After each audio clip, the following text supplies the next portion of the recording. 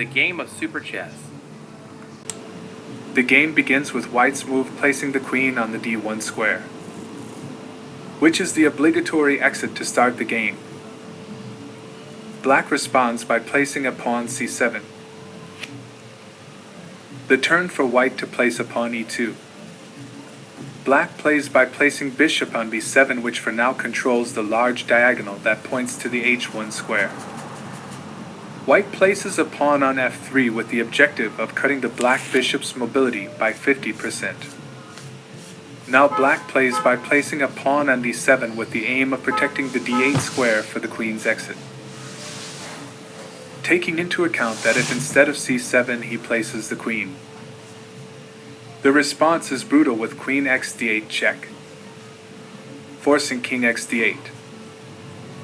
Then White places a knight on e6 check and threatens to place a rook on d8, or places a knight on c5 check in case it escapes through d7, etc. We continue with White's move 4 that moves queen d3. As you can see, the notation of the move when the piece is on the board is the same as in chess. Black places queen d8. White plays long castling. An example of castling by rook placement 0-0-0. Black move queen c7 check. White responds by placing a pawn on c2. It's Black's turn to place a knight on d4, threatening the queen and the c2 square. White moves queen g6 check. Black protects himself by placing a pawn on f7 while threatening the queen. White moves queen g4. Black places a pawn a5, protecting the knight.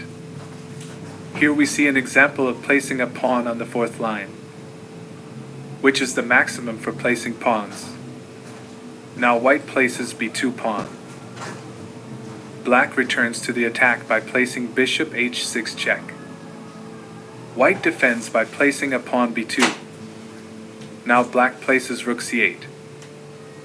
Thinking like a chess player trying to concentrate the threat on the c2 square. White's turn to move h1 rook. Black continues thinking like a chess player and places rook c4, increasing the concentration of threat on the c2 square. White's turn to move queen h5. Black moves bishop g7. This seems like an idea that can be combined with the concentration of pieces on the c2 square that could threaten the sacrifice of the bishop xb2. Check.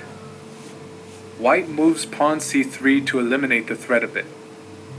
Black move knight d5. Now White places bishop h6 by pressing the two-way attack that offers the capture of White's bad bishop, or the bad bishop captures Black's good bishop, who must worry because it threatens bishop xg7, and if Black places pawn xg7 he receives inevitable checkmate. Black decides to play bishop h6, thinking for the last time like a chess player trying to conserve his best bishop and maintain control of the h8 square. But he forgot that in Superchess the outside pieces are also playing. White places rook f8 checkmate. White wins 1-0.